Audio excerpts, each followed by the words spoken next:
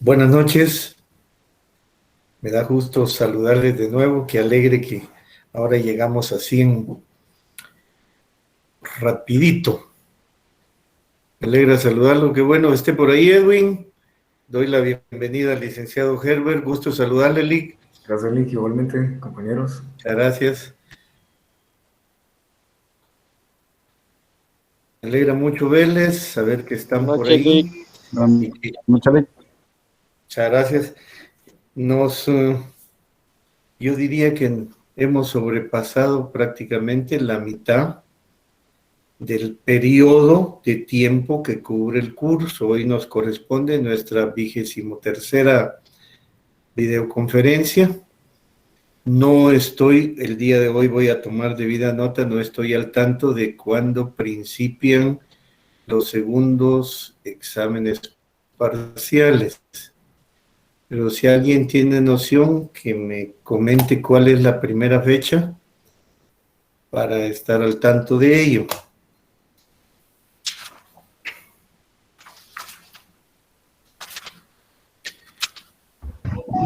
Buenas noches. De momento, El 4 de memoria. octubre empezamos con finanzas 3. ¿Qué día, señorita Nuria? El 4 de octubre. Ok, estamos perfectos. Entonces, en esta semana prácticamente, no, todavía nos quedaría el próximo lunes, creo yo, finalizamos ya las segundas exposiciones y vamos a tener un bonito tiempo para disponer así dispendiadamente de un tiempo para que ustedes puedan estudiar y dedicarse por entero a las clases horrorosas que tienen que enfrentarse. Y nosotros planificaríamos alguna especie de prueba de último. Seríamos los últimos después del último examen, segundo examen parcial. Voy a verificar eso. Así tomamos el debido tiempo y principiaríamos inmediatamente que finalicen los exámenes, los segundos exámenes parciales de ustedes. Principiaríamos las exposiciones de los temas finales del seminario. En medio de eso vamos a tener algunas clases magistrales sobre temas que tenemos que ver por imperio, diría yo, académico, que serían los recursos administrativos, porque no olviden que es seminario de procedimientos legales y administrativos. Entonces, estoy preparando un material que les va a estar llegando en algún momento para que lo comentemos en esas clases intermedias referentes a los procesos administrativos, a los contenciosos administrativos y a los recursos que cada uno de ustedes en algún momento tendrá que presentar contra las instituciones, ya sea dentro de las mismas instituciones, perdón, o a nivel de las salas de lo contencioso administrativo. Estoy preparándoles un trabajo, discúlpenme. Les estoy preparando un recurso de revocatoria para que lo desmenucemos y aprendamos a elaborar un recurso de revocatoria, un recurso de aclaración, un recurso de ampliación. Estoy preparándoles una demanda de lo contencioso administrativo. No lo dejen pasar esos documentos como algo insignificante, porque con el tiempo van a tener un valor muy importante. Excuso decirles que rara vez dentro del campo de la abogacía, nuestros colegas abogados tienen esa camaradería, esa solidaridad de enseñarnos cómo se prepara un recurso de aclaración. Lo vemos a nivel de doctrina, pero dejan que cada uno de nosotros se quiebre la cabeza. Yo se los voy a dar estructuraditos, ustedes lo guardan en su cabeza y en el corazón, si alguna vez lo utilizan, para que tengan yo diría, las armas necesarias, los recursos, para poder preparar de inmediato un recurso en relación con el tema que pueda a ustedes estarles afectando en algún momento. Me alegra mucho ver que las manitas de todos los grupos que faltan ya están levantadas. Pues tenemos que ir en el orden que nos corresponde, ¿no? Señorita Nuria, ¿están todos los elementos, los integrantes de su grupo? Buenas noches, licenciada. Hoy sí. Vaya, entonces usted estaba ahí de primero y de ahí vamos con don Alex Estuardo. Gracias.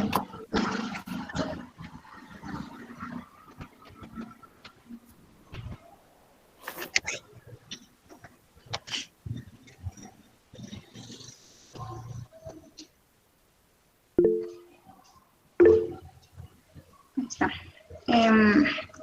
Buenas noches, compañeros, licenciado Herbert y licenciado Munguía. Nosotros somos el grupo número 14 y en esta ocasión nos corresponde exponer sobre el tema, si hablamos de una especialización de la auditoría, entonces ¿en qué consiste la auditoría externa o auditoría legal? Les voy a presentar a los compañeros expositores. Es Melanie Menéndez, Marcos Mijangos, Luis Domínguez, Luis Santay y su servidora Nuria Herrera. Entonces, sin más preámbulo, vamos a comenzar con nuestra exposición. En primer lugar, vamos a definir lo que es la auditoría. La auditoría externa es la más conocida por todos y esta consiste en un análisis de las cuentas de los estados financieros de una empresa a través de un profesional, el cual es el auditor externo, que esta auditoría se va a realizar por requerimientos legales. Es por ello que también se le llama auditoría legal. La auditoría externa nos sirve para acumular y evaluar evidencia obtenida de acuerdo a la información fiable para poder determinar una opinión. La auditoría principalmente va a examinar la integridad y legitimidad de los estados financieros, principalmente que cumplan fielmente con lo establecido y regulado en un marco de información financiera aplicable. La evaluación que se realiza es totalmente independiente de la empresa, es decir, que no posee ningún vínculo estrecho con ninguna persona dentro de ella. El auditor externo también debe poseer independencia mental. Esto va a permitir al auditor que utilice su libre albedrío en aplicación de los métodos y técnicas y herramientas de auditoría con las cuales podrá hacer su evaluación de todas las actividades y operaciones de la empresa que va a auditar. Esto con el fin de poder emitir una opinión sobre los estados financieros que al final de la auditoría se va a materializar en un dictamen. Procedimos con los objetivos de la auditoría externa. De acuerdo con la norma internacional de auditoría 200, es que el auditor debe obtener una seguridad razonable de que sus estados financieros en su conjunto están libres de incorrección material, ya sea debida a fraude o error, y esto va a permitir al auditor expresar una opinión sobre si esos estados financieros están preparados en todos los aspectos materiales de conformidad con un marco de información financiera aplicable. Y la norma también dice que el auditor deberá emitir un informe sobre los estados financieros que cumpla con los requerimientos de las normas internacionales de auditoría. Otro de los objetivos que también tiene la auditoría externa es que va a ayudar a que la empresa tome decisiones exitosas y confiables, también informar precisa y oportunamente los desvíos producidos y aconsejar las medidas de acción correctiva necesarias. Procedimos con las ventajas e importancia de la auditoría externa. Vamos a mencionar 3 ventajas que tiene la auditoría externa. Como primer punto es va a brindar claridad y confiabilidad a los estados financieros. Esto con el fin de que el auditor tiene como principal objetivo emitir una opinión acerca de la razonabilidad de los estados financieros, y esto va a poder otorgar una credibilidad y confianza a la empresa y a sus procesos. Otra ventaja es que va a identificar y disminuir riesgos. Una parte fundamental de las auditorías externas es identificar posibles riesgos a los cuales la empresa se ve expuesta. También otra ventaja es identificar las debilidades de control interno. Sabemos que el control interno es uno de los medios más importantes de todas las empresas, esto para el logro de sus objetivos y si en dado caso llegaran a existir debilidades o fallas en el control interno, probablemente esta pierda su utilidad. Una auditoría externa va a permitir identificar cuáles son las debilidades de control y en qué áreas. Y por último, la importancia de la auditoría externa es que nos va a permitir si el cumplimiento de las obligaciones fiscales o los estados financieros en las empresas son presentados de una manera adecuada. También va a contribuir a prevenir riesgos, mejorar el uso de los recursos, optimizar la administración, operación y funcionamiento de la empresa. Al finalizar la auditoría va a permitir brindar una seguridad razonable, como ya les había mencionado, sobre los estados financieros, a que estos no contengan errores significativos que puedan perjudicar a la empresa. Esta información es de suma importancia, ya que generará confianza para los accionistas de las compañías, así como a sus proveedores, clientes, instituciones financieras, entre otros. Los dejo con mi compañera Melanie Menéndez. Bien, Nuri. Buenas noches, licenciado. Buenas noches, compañeros. Mi nombre es Melanie Menéndez y en esta ocasión les voy a hablar sobre las razones por las que se requiere realizar una auditoría. Pues como primer punto, sabemos que todas las empresas pueden cometer errores. Eso es algo normal, todos los seres humanos podemos cometer errores, pero cuando hablamos financieramente es un tema muy delicado. Una de las principales razones por las que se requiere realizar una auditoría es para examinar las prácticas financieras del negocio, es evaluar la herramienta de control que tiene, en este caso, la administración, y poder detectar problemas potenciales, no solo como un error o algo que el contador registró mal, sino que pueda ser porque fueran fraudes o ya sea una tendencia específica de rendimiento de la empresa. Como siguiente punto, les voy a hablar de quiénes solicitan la auditoría externa. Pues de acuerdo a lo establecido en el artículo 40, numeral 2 del Decreto 10/2012 de la actualización tributaria y sus reformas, emitida por el Congreso de la República de Guatemala, todos los contribuyentes calificados por la ley como agente de retención del impuesto al valor agregado y los contribuyentes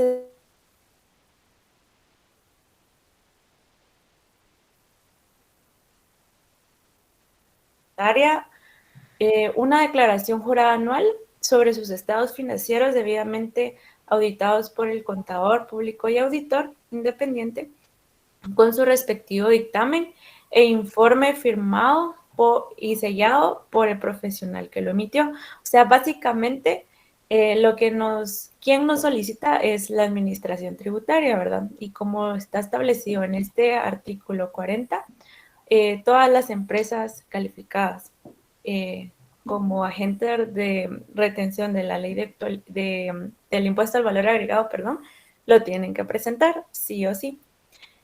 Como siguiente punto, hablamos sobre las normas que rigen la auditoría. En esta ocasión vamos a hablar de 3 normas. Empecemos con las personales, pues ahí sí que nosotros al momento de ser auditores, al momento de ejercer la carrera, tenemos que estar seguros de que nuestra independencia no esté relacionada, o sea, con que el auditor establezca su independencia independientemente de la empresa en la que está laborando, ya sea interna o externa, ¿verdad? Ahí sí que el auditor tiene que tener, el examen debe ser ejecutado por personas que tengan un entrenamiento adecuado, o sea, tengo que aprender bastante sobre las normas internacionales financieras de auditoría y tener todo ese conocimiento que enlaza el contador y también el auditor para poder revisar y establecer todos los requerimientos que nos piden la empresa, ¿verdad? Luego, relativas a la ejecución del trabajo, tenemos que ser responsables al momento de ejecutar el trabajo, pues debe ser técnicamente planeado y debe ejercerse una supervisión apropiada sobre los asistentes si los hubiera, ¿verdad? Si yo fuera un supervisor, yo tengo que tener en cuenta y saber que los asistentes que están auditando la empresa son personas capaces de poder realizar este trabajo. Y como siguiente punto, relativas a la rendición de informes, pues el informe debe contener indicación sobre los estados financieros que estén presentados de acuerdo con los principios de contabilidad generalmente aceptados. El informe, pues, tiene que indicar que tales principios hayan sido aplicados de manera uniforme en el periodo corriente en relación con el periodo anterior, si en este caso se estuviera haciendo una auditoría comparativa entre periodos diferentes, ¿verdad?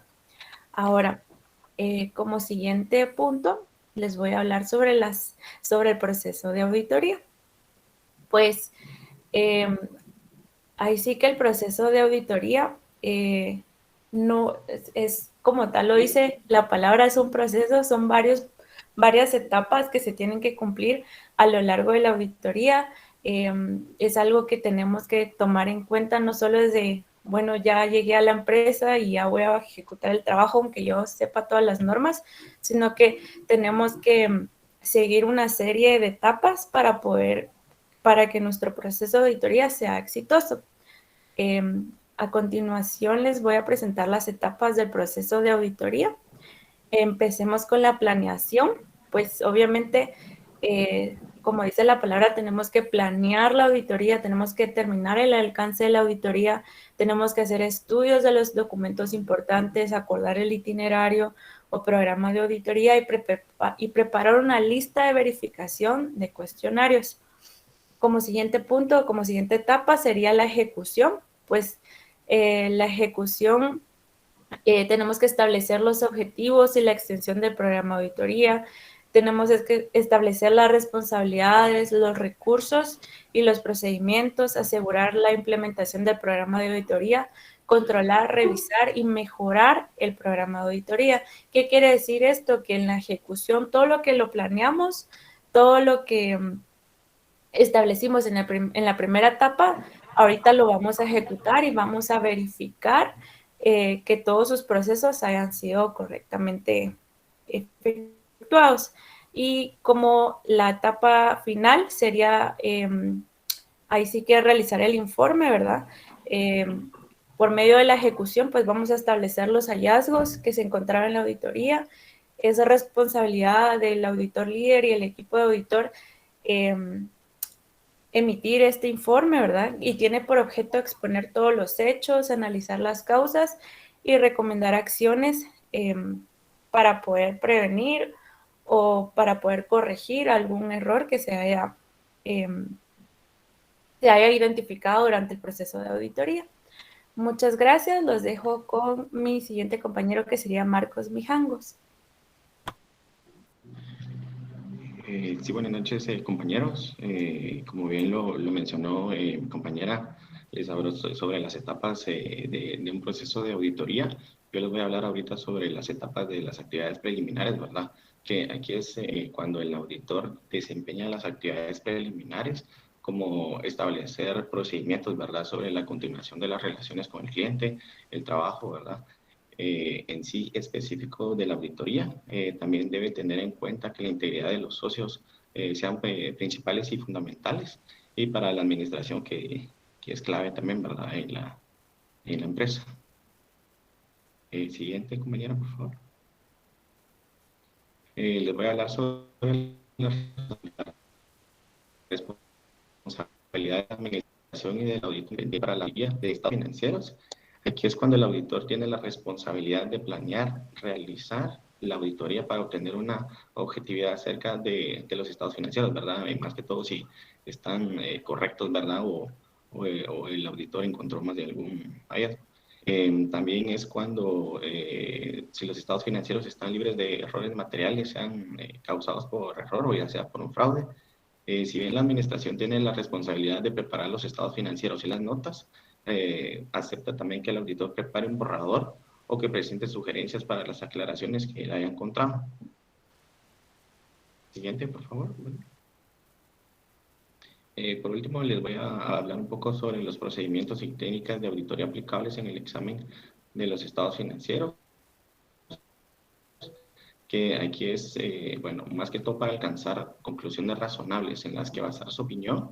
El auditor tiene, mediante la aplicación de unos procedimientos de valoración de riesgo, de auditorías posteriores que comprenden. Aquí podemos ver que es un procedimientos de valoración de riesgo, pruebas de controles y procedimientos sustantivos. También podemos encontrar la inspección, que este es un examen o registros que sean internos o externos. La observación, pues esto es cuando consiste en presenciar un proceso o un procedimiento aplicados a otras personas. Las confirmaciones externas es cuando constituye la evidencia de auditoría.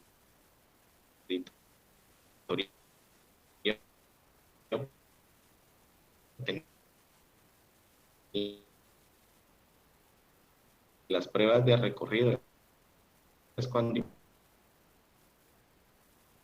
de la entidad. La indagación es más que todo cuando el auditor quiere ahondar más sobre el tema e investigar más que todo cuáles fueron los hallazgos que él obtuvo mediante la auditoría. Los dejo con mi siguiente compañero, Luis Domínguez. Buenas noches, compañeros. Yo les voy a plantear un poquito más sobre la etapa de la planificación de auditoría. Pues en esta etapa el auditor requiere establecer una estrategia general de auditoría que le permita plasmar el alcance, momento y la dirección de la auditoría que va a tomar. Además, que le sirva como hoja de ruta durante el desarrollo del plan de auditoría, esto según la NIA 300. El auditor dentro de esta etapa debe identificar de primera mano las características del trabajo que definen su alcance. Además, su línea de tiempo le debe permitir realizar sus trabajos y administrar sus recursos en espacios en los que se asegure poder cumplir todo lo que se estipuló en el contrato con el cliente. Además, se debe considerar si existen factores que pueden afectar el juicio profesional del auditor y, de paso, la calidad del informe de auditoría a la hora de emitir una opinión. En caso de existir un conflicto de intereses, es entendible que se deba acudir a una evaluación para identificar qué tan grave es y documentar los argumentos o abstenerse de opinar. Un punto principal es, dentro de esta etapa, es evaluar el conflicto de intereses, como había dicho antes, y la evaluación de riesgos. Podríamos decir que son características dentro de la planificación que se consideran componentes esenciales del plan de auditoría. El auditor debe realizar evaluaciones de riesgo a través de la revisión de entornos de control y procedimientos claves. Siguiente, por favor.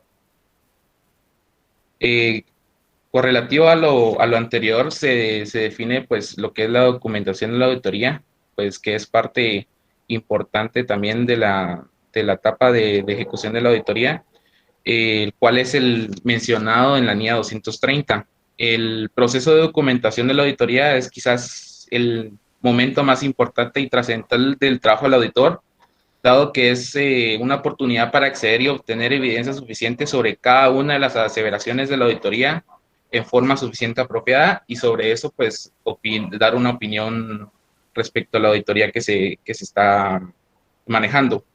Entonces, toda esta evidencia se debe vincular en los papeles de trabajo como garantía que el trabajo se llevó a cabo con diligencia profesional, en la cual corresponde a cada auditor. La documentación de auditoría incluye toda la información que soporta la evidencia del trabajo realizado.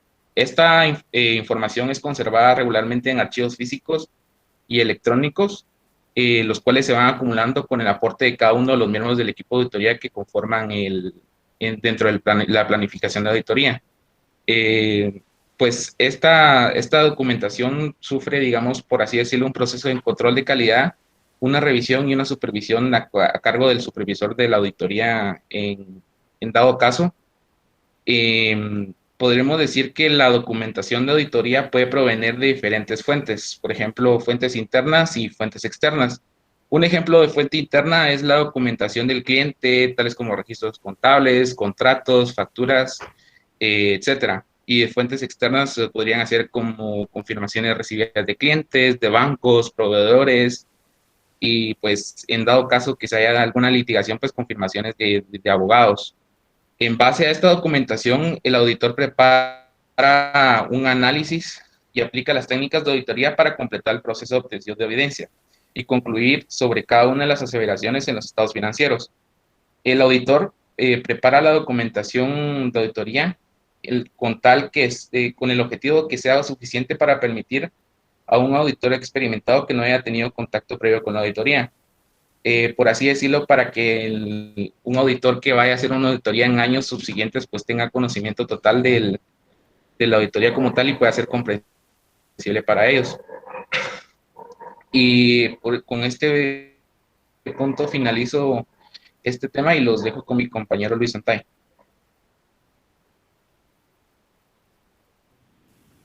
Muy buenas noches, compañeros y licenciado presente.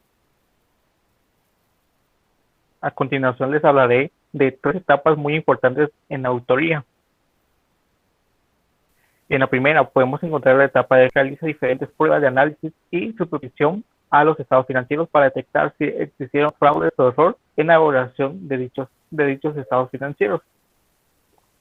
En las primeras pruebas que él puede utilizar serían las pruebas de auditoría, pruebas que según su experiencia el auditor puede utilizar adecuadamente para verificar que la información recabada y la información presentada en los diarios o en los libros mayores de la empresa estén vigentes. Las técnicas de muestreo: ver un muestreo directamente a una cuenta o ver la materialización de una cuenta para detectar si en esa cuenta existe errores materiales o incorrecciones.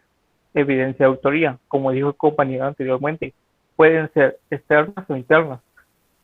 En las externas pueden ser confirmación de saldos ante los proveedores, clientes y ante los bancos para validar que lo que dicen nuestras cuentas bancarias y nuestros estados financieros representan lo que realmente tenemos. En los papeles de trabajo. En estos papeles de trabajo el auditor identifica cómo toda la evidencia que ha recabado de las confirmaciones externas e internas, los hallazgos de auditoría. El auditor se basa acerca de un hallazgo determinante de auditoría si es material, si es materializado. En la siguiente etapa, en la etapa de supervisión,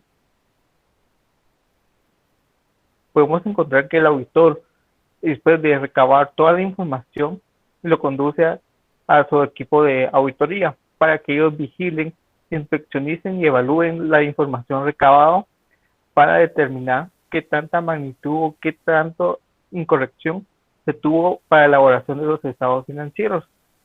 En vigilar contra los estados financieros y la documentación externa, por qué se obtuvieron estos resultados y si son determinantes ante la empresa. Y estos informes o estos hallazgos que el equipo de trabajo realiza, la utilizarán para la siguiente etapa, que es la etapa de informe de auditoría. Aquí el auditor desde un principio tuvo que hacer una planificación de auditoría de los hallazgos que debería determinar cuánto tiempo se debería de recabar, cuántos miembros de su equipo deberían de estar constantemente, qué días, cuánto tiempo se tuvo que hacer para la auditoría, si se tuvieron que hacer supervisión de auditoría de inventarios, cuánto tiempo llevó toda su preparación. En el siguiente punto, que es la preparación, el auditor debe determinar qué tiempo, qué costos y si se determina si necesita de una supervisión externa para determinar el informe de auditoría. En la ejecución, el auditor realiza con su equipo de trabajo y la auditoría en sí. Determina con qué opinión el auditor va a determinar los hallazgos que ha encontrado. Algunos tipos de opiniones que podemos encontrar son las siguientes. Con salvedad, opinión negativa o adversa y atención de opiniones. Con salvedad se pueden hacer cuando el auditor identifica o representa que no existe intención material, pero no es significativa. Entonces el auditor puede hacer una opinión con salvedad, abstención de opinión. Cuando el auditor identifica que los estados financieros, conforme a las averiguaciones externas, no coinciden con los saldos que la empresa o la entidad nos está representando, el auditor puede hacer una abstención de opinión, debido a que no representa la mayor parte y tienen muchas incorrecciones materiales que son significativas. Opinión negativa o adversa es cuando el autor se obtiene decir su opinión por tener limitaciones en el alcance de su objetivo. Bueno, compañeros, para concluir con esta presentación y para concluir la presentación del grupo, respondemos al interrogante que tuvimos de primero. ¿A qué nos referimos con autoría legal y autoría externa? Como dijo la compañera anteriormente, la autoría legal es para aquellas empresas que la Superintendencia de Administración Tributaria ha asignado como pequeños y medianos y agentes retenedores de IVA. Según dice en el artículo 40 de la Ley de Actualización Tributaria, estas empresas designadas a este cambio deben de presentar en su informe de declaración un anexo con un informe de autoría obtenida por un auditor externo.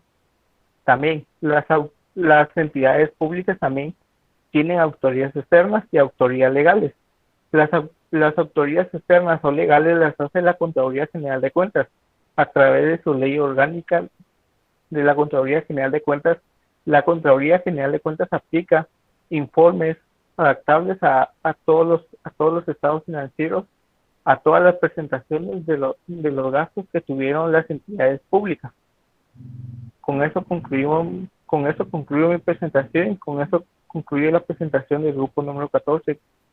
Muchas gracias. Muchas gracias, Luis Fernando.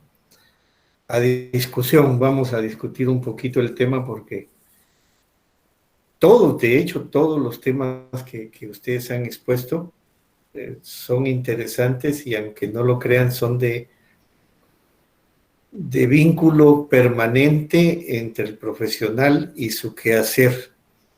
Quizá la escogencia de los temas llevaba en el fondo esa intencionalidad de que nos mantengamos actualizados en el área o en las áreas en que nos corresponde desempeñarnos. Vean ustedes, la auditoría externa puede en algún momento reflejar el quehacer de una oficina, de una entidad, de una empresa, al efectuarse con el rigor que exige la normativa legal. Es común que ustedes vayan a escuchar en el tiempo que rara vez van a encontrar dos auditores que tengan un mismo criterio, pero sí van a haber afinidades. Alguien dice, entre auditores te veas, porque unos opinan de una manera y otros de otra, pero sí hay afinidades, hay coincidencias y hay criterios que son congruentes. Una auditoría externa refleja, porque no olviden que los libros de contabilidad de una empresa producen plena prueba en juicio y casi siempre operan en contra. Si usted no lleva bien su auditoría, van a operar como prueba en contra suya. Si no lleva al día los libros, lo van a multar.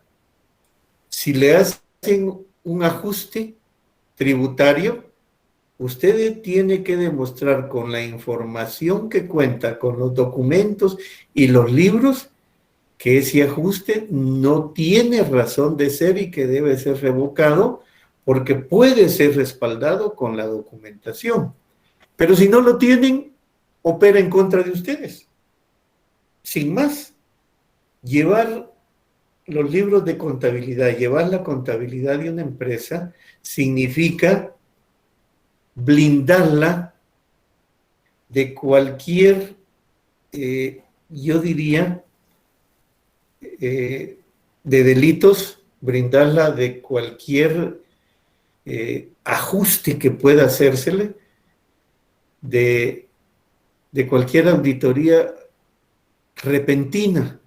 Y oigan esto, ustedes en esta profesión, nosotros digamos, porque yo trabajo en esta área de la auditoría en función de la normativa.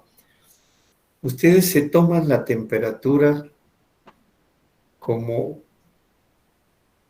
las entidades le toman al tiempo, yo diría, su actualidad. Cuando la Superintendencia de Administración Tributaria ve que determinada empresa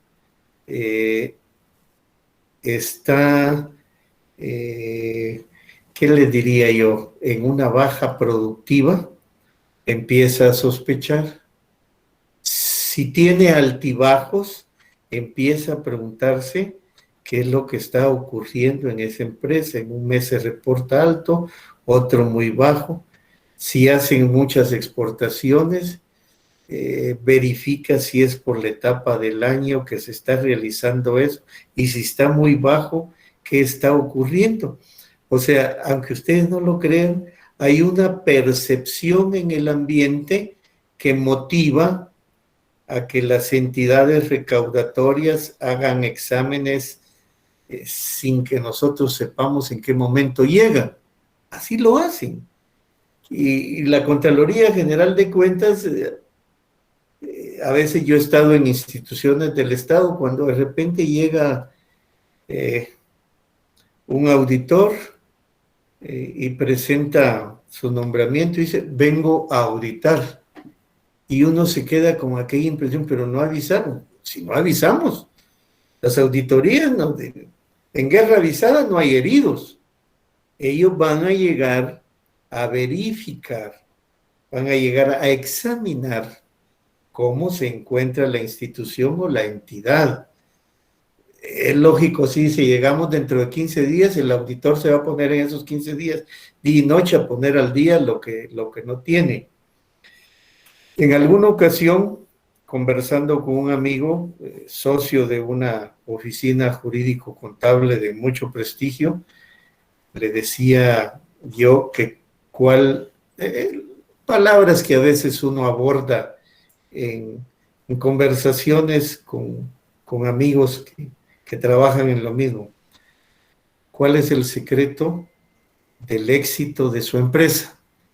Como cuando hay una obra literaria, el éxito a ver si lo recuerdo, La tentativa de León y el éxito de su empresa, se llama la obra literaria. Pero yo le pregunté cuál es el éxito de su empresa. Vea, me dice, nosotros trabajamos con la idea de que mañana vamos a tener una auditoría. ¿Y eso qué implica? Que todos los días nosotros debemos llevar la contabilidad de la entidad completa, al día. Nuestros 2 auditores principales trabajan 2 horas más que todos los demás empleados, porque ellos se encargan de verificar que todo el trabajo del día haya quedado terminado. ¿Y cómo los compensan? Pues empezamos compensándolos pagándoles las 2 horas extras. Pero con el tiempo ellos fueron de la idea de que nosotros le diéramos 2 meses de vacaciones. Se va 2 meses de vacaciones uno, regresa el otro y se queda 2 meses de vacaciones.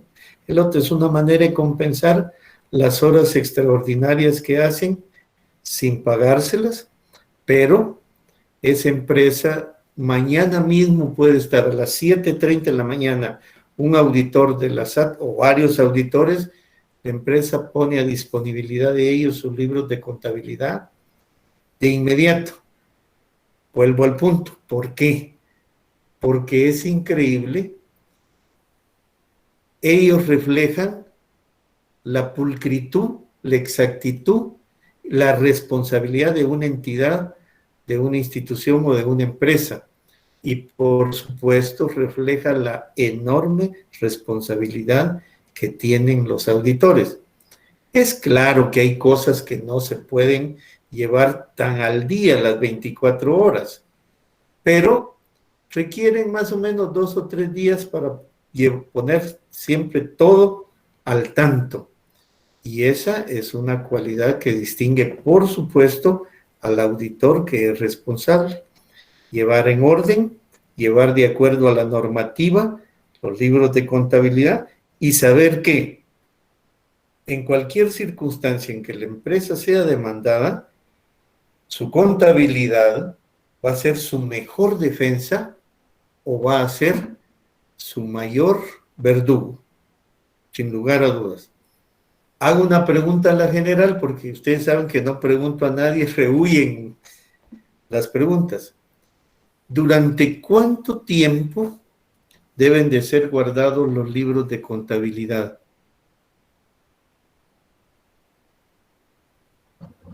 Una noche, ¿Alguno?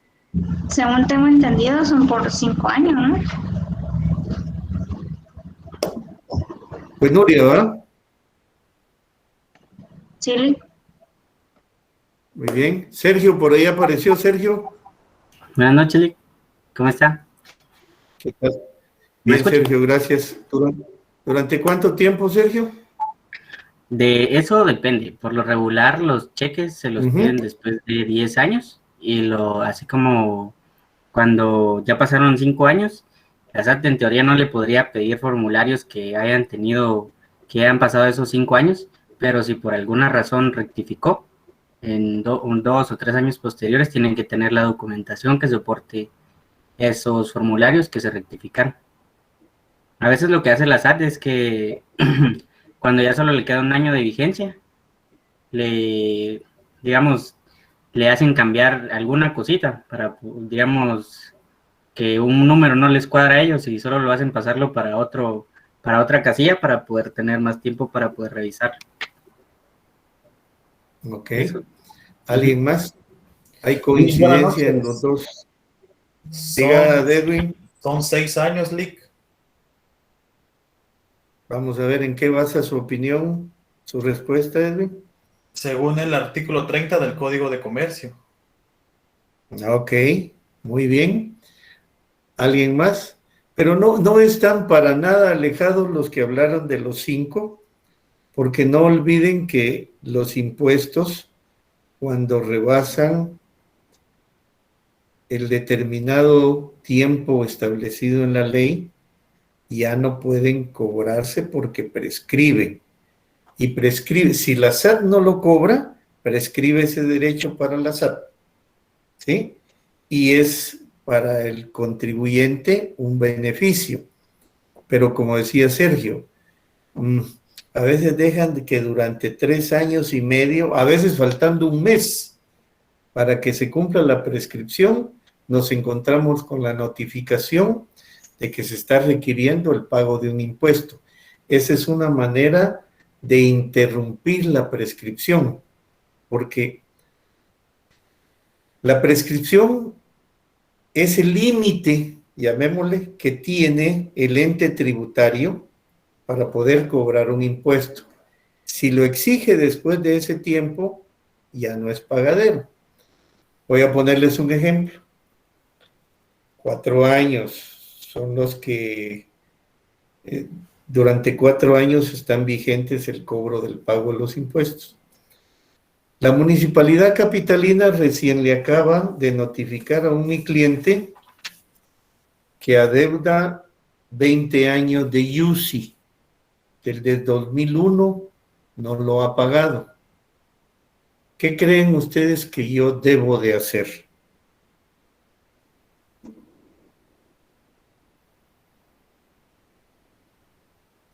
Oiga, Melanie, me gustó ese su movimiento de manos. Las manos también hablan y un profesional debe hablar con gestos, con manos y con palabras y con armonía. Pero yo siento que las muevo mucho, Lick. Eso Bueno, pues habla más con las manos y es mucho mejor porque las manos no meten la pata. Muy bien. ¿Qué debo de hacer yo? Porque mi cliente le fue notificado que debe 20 años del impuesto único sobre inmuebles. ¿Qué se le ocurre, señorita Brenda María de Jesús Leonardo?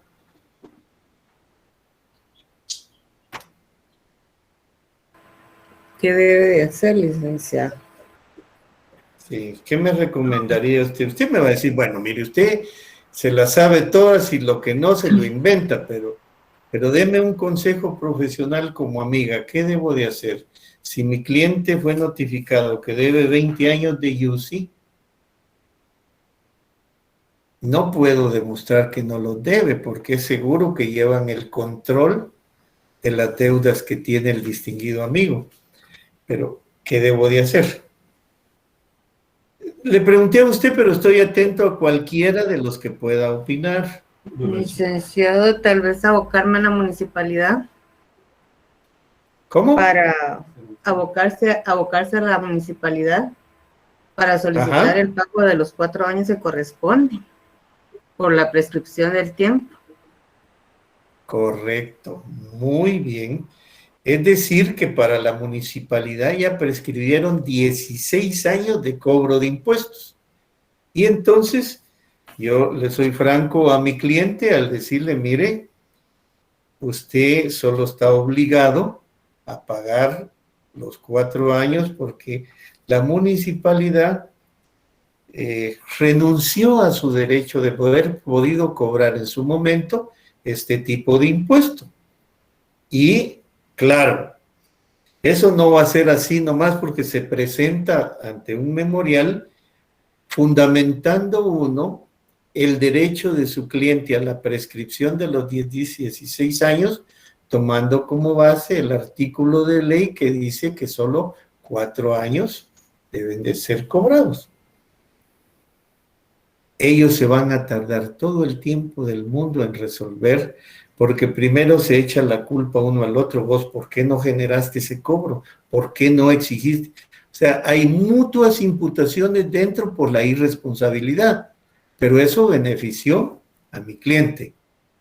Yo, por la gestión, indudablemente le voy a cobrar y él va a tener para pagarme, por supuesto, va a tener que ir a pagar el UCI y yo cobro mis honorarios porque esa es mi labor, ilustrarlo a él sobre lo que tiene que hacer. Alguien iba a hablar, apareció por ahí un distinguido amigo.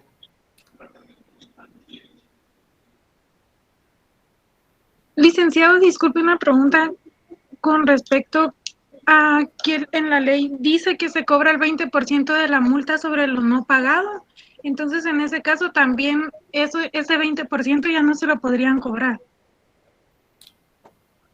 Tal vez sobre los 3 años nada más. ¿Sí? Sobre el año no, porque en el año él tendría que haber rebasado, póngase, de hecho le cobran los 4, pero la multa es, dependiendo del monto que le corresponde pagar, es una cantidad, yo le diría, vamos a ver, a mi cliente por 20 años le están cobrando 38,800 quetzales. Por 4 años va a tener que pagar solamente 6,700, más 400 de multa, son 7,100. De 38,000 y pico, pues es una cantidad, pero sí opera, por supuesto, la multa porque es una irresponsabilidad. Ahí está Nicolás. ¿Iba a decir algo, Nicolás? No. Solo que diga que está de acuerdo, Nicolás, no tiene que hablar. Jake, disculpe una pregunta. Diga, Luis. Fíjese que yo en derecho mercantil me acuerdo que había un caso hacia lo lejos, pero yo me acuerdo que había tal vez una exención del caso que nos pusieron sobre que detallaba sobre un castrato municipal. ¿A qué se refiere eso? Catastro. No, castrato, me acuerdo que es. Castrato municipal o Estaba dirección mal de escrito. castrato. Estaba O mal no sé, escrito. más me acuerdo más o menos de eso, que era como, por ejemplo, Catastro, es Catastro, es Golbelic, pero era como que por si se podía, digamos así, si debía tanto de use, o sea, si podía como que la municipalidad como obtener ese bien inmueble como parte de ellos por tanto deber use, ¿me entiende? O no sé qué usted qué opina sobre eso. Ok. No, Luis. Al evaluar un caso de esa manera, no podría de ninguna manera un impuesto ser confiscatorio. Jamás, digamos, disminuir el patrimonio de una persona con base en el impago de un impuesto es confiscatorio y la Constitución no lo permite de ninguna manera. Lo que es factible es realizar un convenio de pago sobre los tributos adeudados durante los últimos 4 años. Pero al hablar, por ejemplo, como creo que es Andreita la que preguntó, al hablar sobre el impuesto de 7,100, imagínense, el valor de un bien es muchísimo más el monto, y el impuesto tiende a ser, pues no mínimo, pero es un impuesto que en alguna medida puede ser pagado mediante un convenio de pago a largo plazo, sin dejar de pagar los otros, pero no puede ser expropiado un bien, ni salvo por delito. Eso sí, porque ahí hay extinción del dominio de la propiedad, pero por el no pago de impuestos, no, Luis. Normalmente los catastros, ahí se recuerdan, los impuestos municipales están cuantificados en 2, 3, 4, 6 y 9, si no mal recuerdo, sobre el monto sobre el cual está evaluado el bien. No se da con frecuencia este tipo de deuda, pero quiero comentarle algo. Vamos a ver, ¿por qué ocurre? Muchas veces ha fallecido la propietaria o el propietario del bien. Les voy a plantear el caso. Y como no emitió testamento, que es la declaración de última voluntad, los pagos llegan siempre a la casa, pero no se pagan porque de los 3 hijos solo uno vive en esa casa y él es el menos afortunado económicamente. Los otros 2, como no viven ahí, se niegan a pagar el impuesto, y el que está ahí días tiene, meses tiene trabajo y dejan de pagarlo. Pero como no han sido declarados legítimos herederos del fallecido o de la fallecida, sigue apareciendo en los registros el nombre del fallecido como propietario, y a un muerto no se le puede cobrar. Entonces, inician los hijos el proceso sucesorio intestado. Sucesorio porque ellos van a sucederle. Proceso porque se lleva ante una entidad judicial o ante un notario. Y intestado, proceso sucesorio intestado, porque el causante le dicen, o sea, el fallecido no dejó testamento. Ellos, a través de la documentación, prueban que son hijos de quien falleció, demuestran con sus partidas de nacimiento que son hijos, demuestran con la partida de defunción que él falleció. El Ministerio de Finanzas, a través de sus valuadores, realiza una nueva valuación del bien. Sobre esa base de valoración, emite el monto por el que está evaluado. Luego, ante el tribunal, después de culminar todas las fases del procedimiento, son declarados herederos sobre el monto en que el valuador valuó el bien, los tres tienen que pagar el impuesto por el monto en que fue evaluado para que pueda ser inscrito en el registro de la propiedad.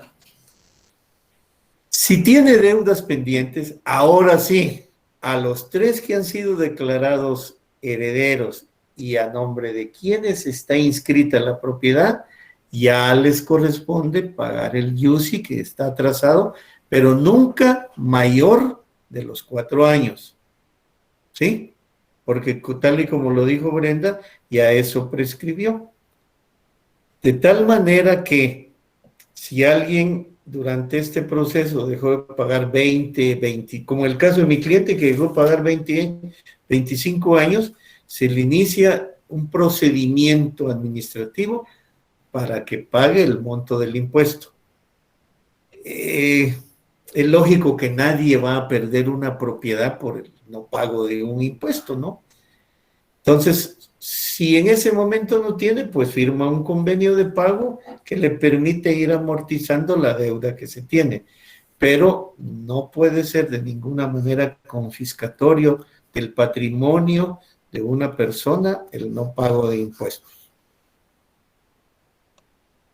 Gracias, Ley, por responder la pregunta. Muy bien, Luis. Bueno, vamos finalmente a darle paso. Digo una pregunta. Diga. Y por el Alex, pago... le corresponde a usted, ¿verdad? Ah, sí. Mi coordinadora es Andrea Rodas. Pero ok. tengo una duda. Por ejemplo, por el atraso del pago de servicio de agua, ¿la municipalidad puede embargar la casa? No, pero sí puede realizar el corte del servicio. Y la persona puede suscribir un convenio de pago por el impago del canon de agua potable. De igual manera, sería confiscatorio que intentaran apoderarse de una propiedad por el no pago de ese canon. Oigan, hemos tenido casos de recibos que llegan hasta por 40,000 quetzales por haber dejado 2 años de pagar el canon de agua. Y a veces ni teniendo piscina pagan esa cantidad. Las personas, es posible que haya una fuga, es posible, pero después de 2, 3 o 4 años que la municipalidad no haya atendido ese servicio, tampoco resulta ser como una irresponsabilidad absoluta y total del contribuyente, del vecino. Eso tiene que verificarse. Ya hemos tenido casos como esos y forzamos a las autoridades municipales a que verifiquen si hay una fuga de un tubo por 2 años por esa cantidad, va a haber un hoyo tremendo ahí y no lo hay. A veces los contadores no funcionan muy bien y se disparan 2,000 vueltas por minuto sin que haya servicio, sino solo aire. Pero no se puede, Alex. O sea, no debe. Y para eso el contribuyente tiene, en primer lugar, y eso lo deben de tener ustedes presente, la Constitución Política de la República. Sobre esa norma no hay ninguna que sea superior. Y la misma Constitución dice que los impuestos no deben ser confiscatorios. Eso implica una defensa, una garantía constitucional del patrimonio del contribuyente. Ok. Gracias, Lee. Muy bien. Bueno, Andreita, está en uso de la palabra.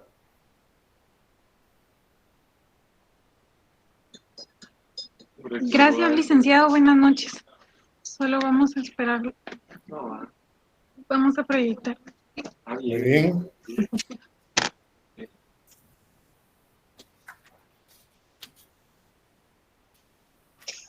Alex, ¿te molesto? Sí, Johanna nos va a ayudar a proyectar. Muy.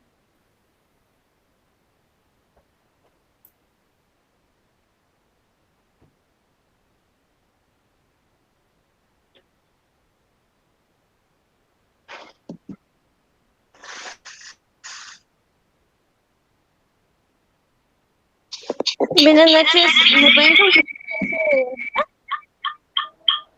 ¿Ya se ven? Ya se ve. Gracias. ¿Podrías darle F5, por favor? Gracias. Buenas noches, licenciado Cruz y licenciado Herbert, compañeros presentes. Nosotros somos el grupo número 5 y nuestro tema es la auditoría en informática. Los dejo con mi primera compañera.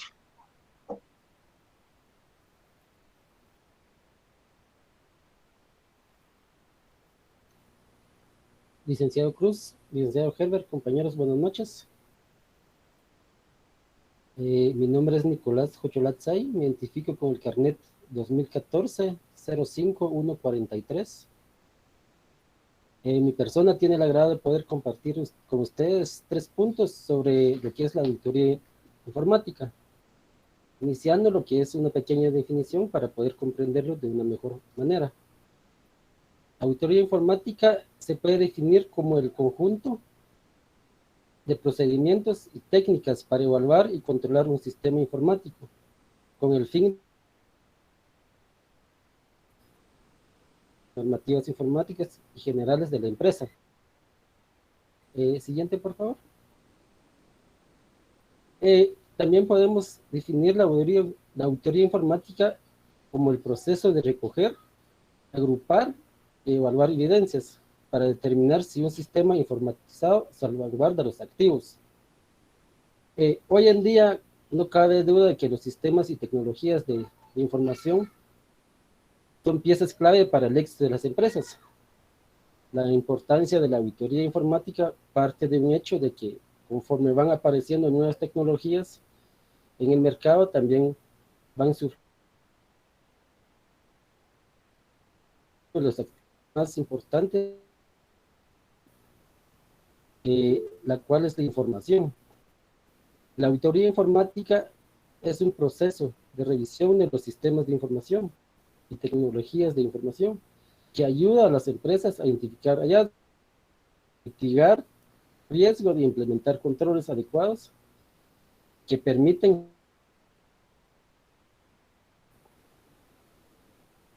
para ello también, para comprenderlo de una mejor manera, pues tengo el agrado de poder compartir con ustedes los objetivos de la auditoría informática. Siguiente, por favor. Uno de los objetivos de la auditoría informática es evaluar la fiabilidad de los sistemas informáticos en cuanto a exactitud de los datos y a las informaciones tratadas, evaluación de la seguridad en el área informática, realizar una evaluación de controles, dar cumplimiento a la metodología que lleva la empresa, generar respaldos, prever qué va a pasar si se presentan fallas, elaborar un informe de la utilización de los recursos informáticos. Siguiente, por favor. Comprobar si se ha estudiado el costo, beneficio del sistema en uso, control de modificación a las aplicaciones existentes, evitar fraudes y robo de información por parte del personal interno y externo.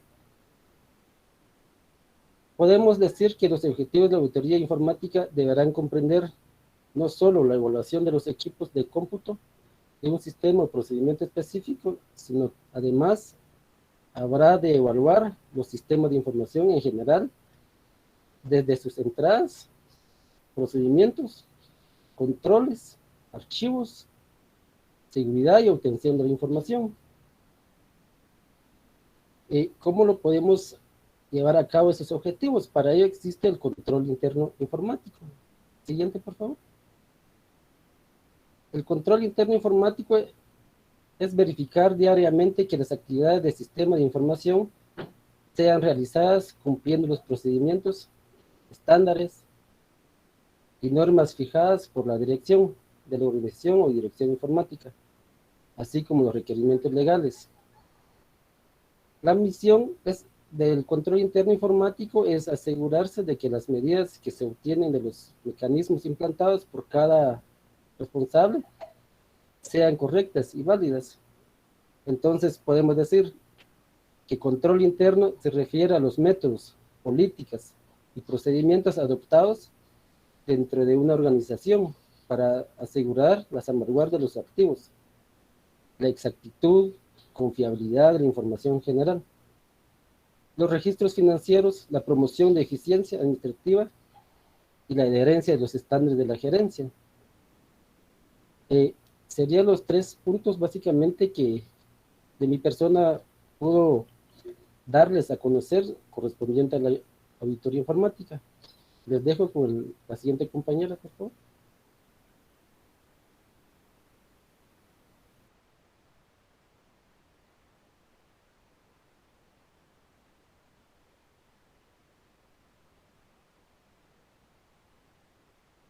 Gracias. Siguiente diapositiva, por favor.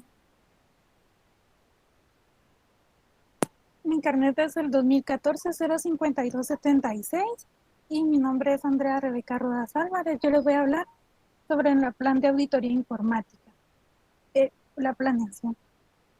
Como en toda auditoría,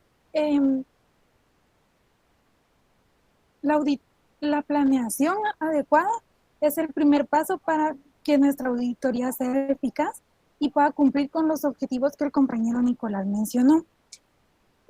Para este tipo de auditoría debemos de seguir los siguientes pasos que yo les voy a detallar para poder llevar a cabo nuestra auditoría. Y vamos a empezar con el conocimiento del sistema. Como para toda auditoría, lo principal es conocer el negocio de la empresa, y esta auditoría exige conocer el sistema que esta empresa utiliza para llevar sus operaciones contables y los diversos sistemas que lleven dentro de la organización.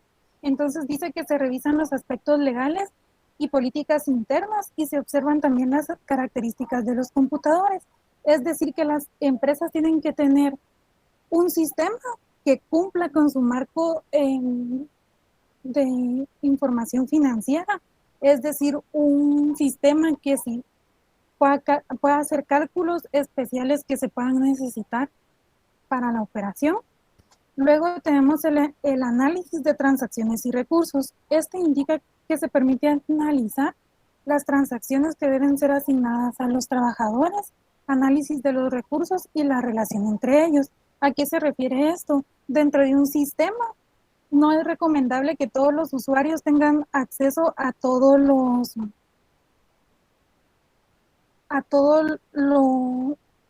los segmentos para que la información no sea pública y cualquier persona tenga acceso a modificarla. Entonces, este es uno de los puntos a tomar en cuenta. Siguiente diapositiva, por favor. El análisis de riesgo y amenaza. Se analizan los riesgos y las amenazas que pueda tener el sistema. Como el compañero Nicolás mencionaba, tienen que tener un control interno, y dentro de este deben de tener como un soporte de qué pasa en dado caso el sistema no funcione, cómo detectar ciertos errores del sistema. Y si en dado caso pueda fallar, como por ejemplo en mi trabajo pasa que nuestro sistema, al anular cheques, en algunas ocasiones no hace las contrapartidas, solo me refleja que yo anule el cheque, pero no hay contrapartida. Entonces, en estos casos nosotros debemos de analizar el sistema y de poder observar que no existan este tipo de riesgos. Luego viene el análisis de los controles, que dice que en esta fase se debe de codificar los controles que se aplican a diferentes grupos y se deben establecer entre recursos, amenazas y riesgos. Luego tenemos la evaluación de los controles, que en esta fase se deben de determinar los objetivos de la evaluación, el plan de pruebas de controles y el análisis de resultados de las pruebas de los controles. Como por ejemplo en este caso con el error que yo les comentaba de mi sistema, lo que nosotros hacemos es que al anular un cheque, vamos al libro diario a verificar que se haya creado una contrapartida, y en este caso se tiene un soporte de un sistema si no la crea, y entonces como auditores debemos de ir y revisar e incluir en nuestra planeación todo este tipo de situaciones, ya que el fin de esta auditoría es poder analizar que los sistemas cumplan con su objetivo. Siguiente diapositiva, por favor. Posteriormente tenemos el informe de auditoría, que más adelante un compañero hablará detalladamente sobre este, pero de momento dice que debe prepararse una vez obtenidas y analizadas las respuestas de compromiso de las áreas. Luego tenemos el seguimiento de las recomendaciones, es la fase final de la auditoría, por lo cual termina el seguimiento con los informes y las evaluaciones de los controles implantados. Siguiente diapositiva, por favor. La auditoría informática de desarrollo de aplicaciones. En cada una de sus fases de desarrollo se debe ser sometido a un minucioso control a fin de evitar un aumento de los costos. Como por ejemplo con este error que siempre yo les comentaba, las personas decían que era mi culpa porque yo al generar el cheque o al realizar la anulación no seguía el flujo correcto, y que entonces para que pudieran disminuir ese flujo, ellos podían hacer una nueva implementación, pero tenía un costo. Entonces, en este caso, pues se buscan las soluciones que no incurran a un costo, y pues fue lo que yo les mencioné anteriormente. Ahora vamos por la auditoría de datos de entrada. En esta se analiza la captura de la información en soporte compatible con los sistemas, y se verifica que los controles de integridad y calidad de datos se realicen de acuerdo a las normas establecidas. Siguiente diapositiva, por favor. La auditoría para el computador.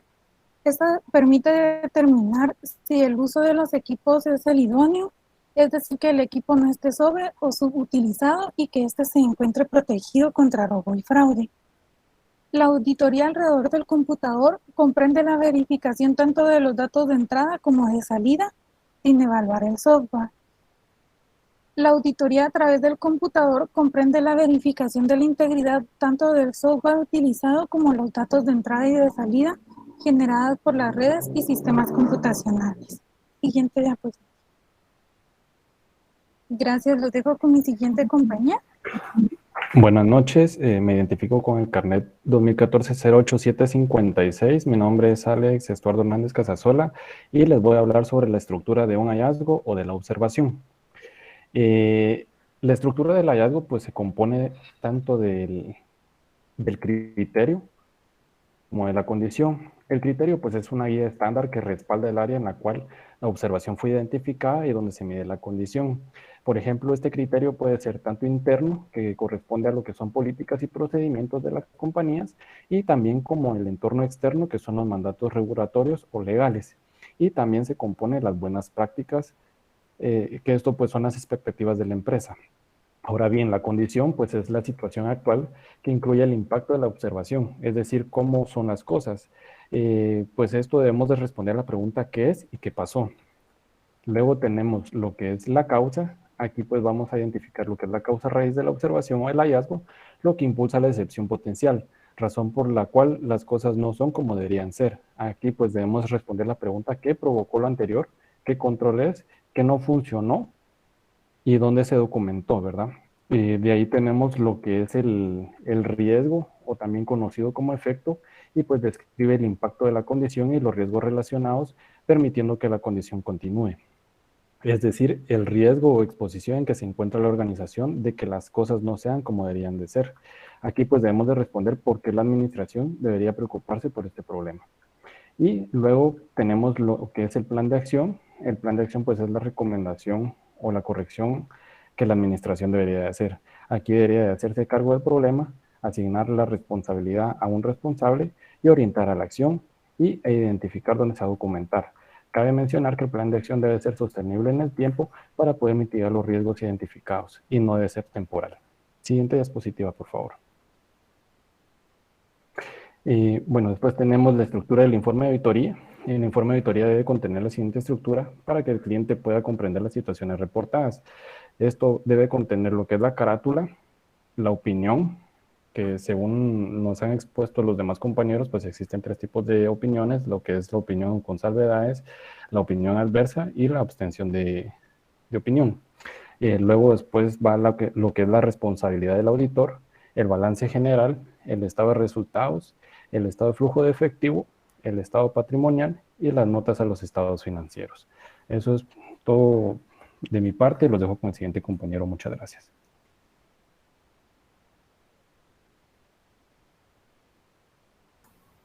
Muy buenas noches, licenciados y compañeros. Mi nombre es Jacqueline Castillo y me identifico con el número de carnet 2014-09016. Esta noche yo les voy a hablar sobre Electronic Data Processing Auditor Foundation, que es la fundación de auditores de procesos de datos electrónicos y fue fundada en el año 1976. Es otra entidad de carácter educativo e investigativo en los temas sobre estándares para la auditoría de los sistemas de información. La auditoría de sistemas de información está definida como cualquier auditoría que abarca la revisión y evaluación de todos los aspectos o alguna porción de los sistemas automatizados de procesamiento de información. La Fundación determinó que la naturaleza de la auditoría de sistemas de información y las habilidades necesarias para ejecutar tales auditorías requiere el desarrollo y promulgación de estándares, por lo cual estableció 10 estándares generales de auditoría de sistemas y el código de ética para los auditores de sistemas que relacionamos a continuación. Siguiente diapositiva, por favor. Estos son los 10 estándares generales para la auditoría de sistemas de información, de la independencia, actitud y apariencia. En todos los asuntos relacionados con auditoría, el auditor de sistemas de información deberá ser independiente del auditado. Relación y organización. La función de auditoría de sistemas de información deberá ser lo suficientemente independiente del área que está auditando para permitir la obtención del objetivo de la auditoría. Código de ética profesional. El auditor en sistemas deberá adherirse al Código de ética profesional de la Fundación de Auditoría. De la competencia técnica. Número 4. Habilidades y conocimiento. El auditor en sistemas de información deberá ser técnicamente competente y poseerá las capacidades y conocimientos necesarios para desempeñar su trabajo de auditoría. Educación profesional continua. El auditor en sistemas de información deberá mantener competencia técnica mediante una apropiada educación continua. Siguiente diapositiva, por favor. De la ejecución del trabajo, planeación y supervisión. Las auditorías de sistemas de información deben ser planeadas, supervisadas para asegurar que los objetivos de la auditoría sean alcanzados. Requerimiento de evidencia. Durante el curso de la auditoría, el auditor de sistemas de información deberá obtener evidencia esencial y suficiente para soportar los hallazgos y conclusiones reportadas. Debido cuidado profesional. El debido cuidado profesional debe ser el ejercicio en todos los aspectos del trabajo del auditor de sistemas, incluyendo la observancia y la auditoría y las auditorías aplicadas. Del reporte de alcance de auditoría. En la preparación del reporte, el auditor de sistemas de información deberá plantear los objetivos de la auditoría, el periodo de cubrimiento y la naturaleza y extensión del trabajo de auditoría ejecutado. Reporte de hallazgos y conclusiones.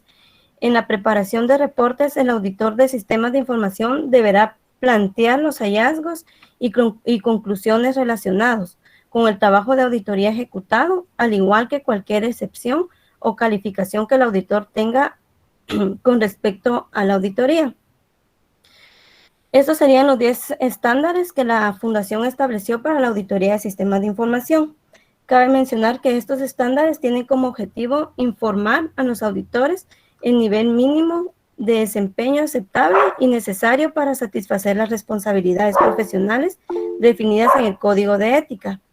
Muchas gracias, los dejo con el siguiente compañero.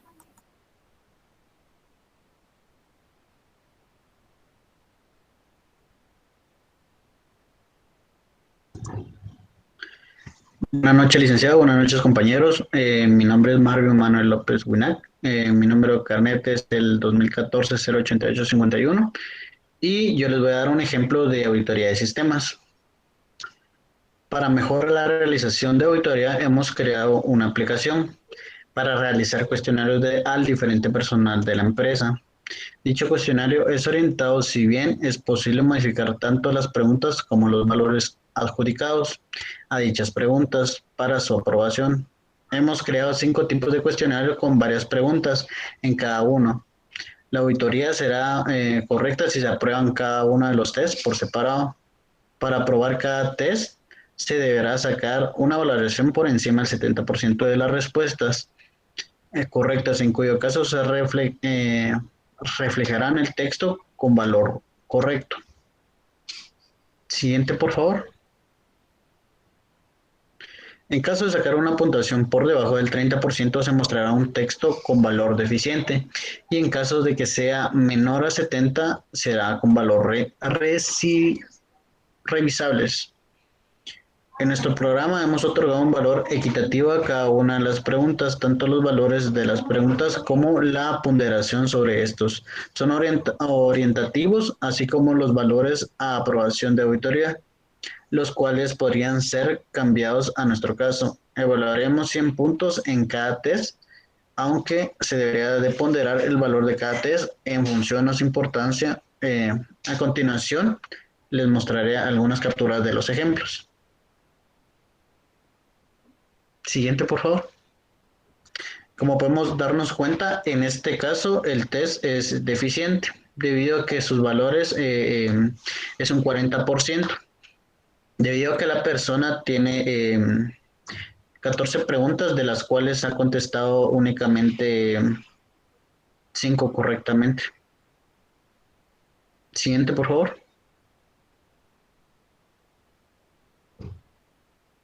En este caso, el test con el valor correcto son el 70%.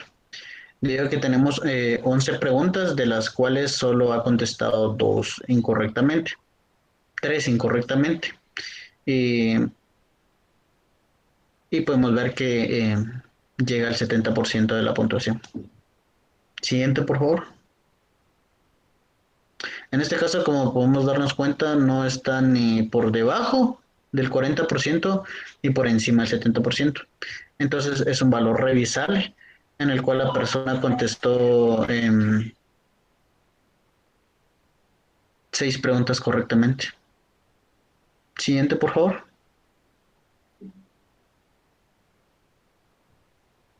Así como podemos darnos cuenta aquí, en el cuestionario de auditoría de informática podemos ver el resultado en el cual la auditoría necesita revisión, debido a que sacó 37 puntos de 100. Siguiente, por favor.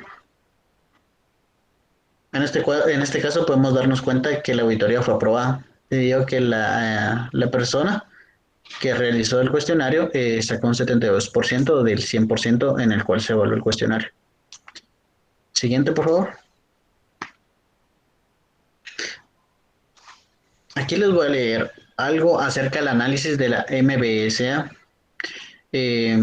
Aquí detallaremos diversos controles que haremos a los servicios que hemos tenido instalados de alguna versión de Windows con las herramientas de MBSA en un software, que se evalúa el software Microsoft y busca posibles definiciones y recomendaciones sobre la seguridad del sistema operativo. La versión que usaremos es la última disponible de 2.3. La evaluación de cada punto analizado para poner varios resultados. En el valor será, está bien, valores correctos, una X será error, un círculo será peligro, errores menores encontrados necesarios con revisión, y un asterisco será una notificación, solo informativo, en el cual ahorita les mostraré algunos ejemplos. Siguiente, por favor. Como nos damos cuenta, aquí en esta captura se puede ver la seguridad del sistema de auditoría, en el cual Windows resalta todos los aciertos y los no aciertos del mismo. Siguiente, por favor. Ahí estaríamos con mi presentación. Gracias. Gracias, Marvin.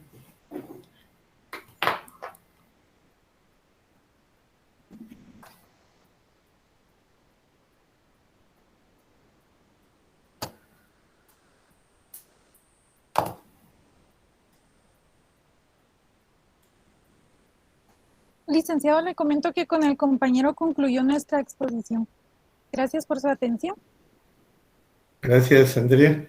Vamos a darle un par de minutos al tema de la informática que ustedes saben nos ha alcanzado a los viejos y ha desarrollado el intelecto en una amplitud exorbitante de los jóvenes.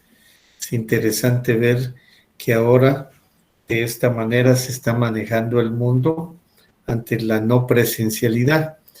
Vean, desde la perspectiva nuestra, cuando nosotros en seminario vemos, observamos y comentamos sus presentaciones, ninguno de ustedes pasa desapercibido para nosotros, en absoluto.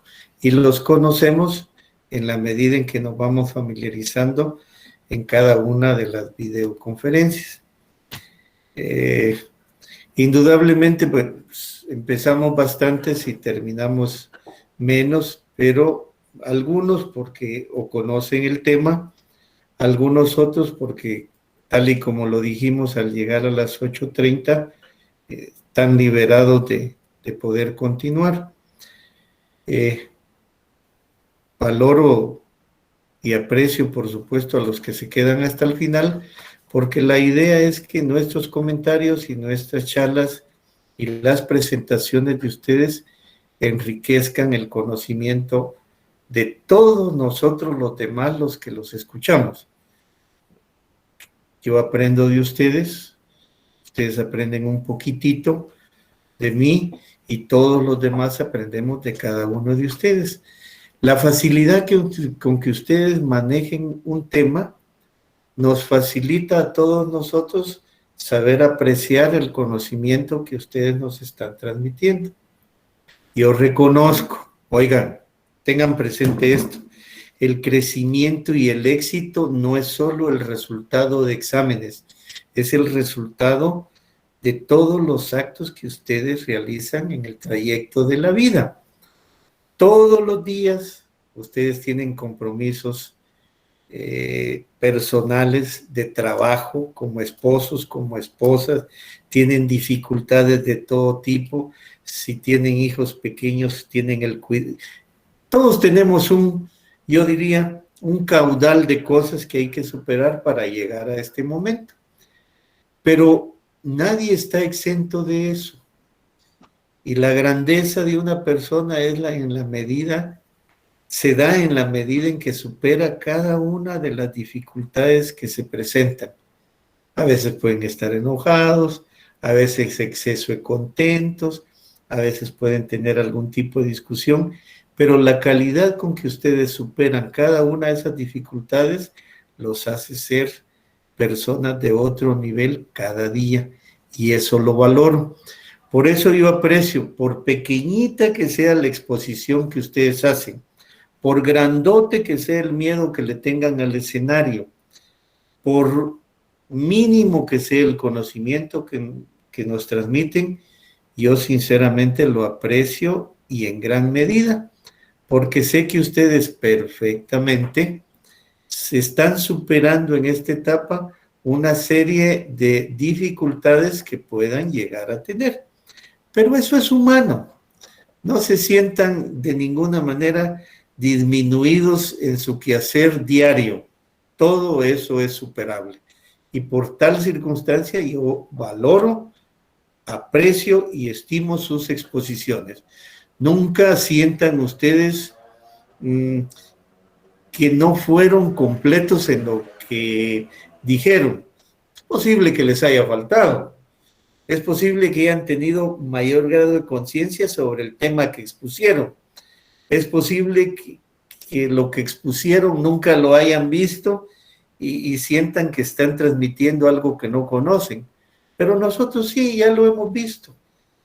Mi Vegentum me ha permitido en alguna medida conocer una serie de temas, y lo que a uno no les gusta, yo trato de que a mí me guste, porque en la medida en que a los demás no les gusta, me da a mí un campo grande para poder explotarlo. Les felicito por las presentaciones. Indudablemente lo han hecho superando todas las dificultades que tienen. Y eso es bueno. No se rindan jamás. Pero para cerrar el protocolo de esta noche, voy a dejar en la palabra al copiloto de esta nave, al licenciado Chen, para que emita su versada opinión sobre los grupos que ahora nos instruyeron. Muchas gracias, Lick. Pues sí, muy interesante estos temas digitales. De hecho, es importante siempre que estemos al tanto de estos temas. Déjenme comentarles que en el 2019 pues pudimos ver la implementación de las facturas FEL, facturas electrónicas, y de la fecha hacia acá SAT ha estado firmando convenios internacionales para poder compartir información digital con otros países. Tanto así que pues la fiscalización ya se puede realizar digitalmente. Entonces es muy importante que estemos pues actualizados con todo esto de, tal vez no todo eso, sino con los temas digitales y cómo nosotros podemos asesorar mejores a nuestros clientes, a nuestros patronos, a las personas que requieran de nuestros servicios. Con las presentaciones, pues como mencionó el licenciado, muy buenas presentaciones. Me agrada que busquen, no se limiten solamente a lo que encuentren, sino que busquen más allá. Por ejemplo, el equipo 5, el equipo 14 nos hablaba del decreto 10-2012 para fundamentar las conclusiones, y pues el equipo 5 también nos habló de normativas muy acertadas y muy buenas, y nuevamente podemos observar que la independencia es algo que impera en el actuar de los auditores. Entonces, muy buenas presentaciones, compañeros, y continuemos con esta calidad. Bueno, feliz noche a todos, sonrían, los problemas los tenemos todos los días. Levanten ese ánimo, porque la vida es demasiado hermosa para perderla en circunstancias sin importancia. Que tengan un buen descanso, sigan los protocolos de salud, cuídense mucho porque ustedes importan. Feliz noche a todos. Gracias. Feliz noche. Estén bien. Feliz noche, licenciado. Buenas noches.